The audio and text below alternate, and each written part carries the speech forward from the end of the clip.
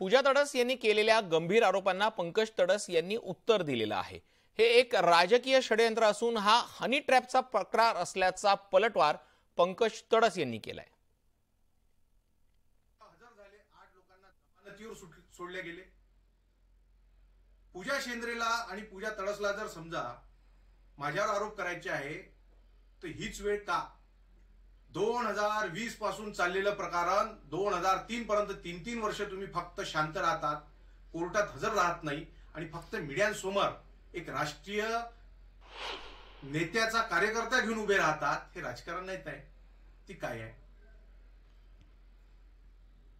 तडस साहेबांचं घर आणि माझं घर हे वेगवेगळे आहे। आम्ही जरूर एका मोहल्ल्यात राहतो, घराला घर आमचं लागून आहे, पण त्यांचं घर आणि माझं घर हा वेगवेगळे आहेत।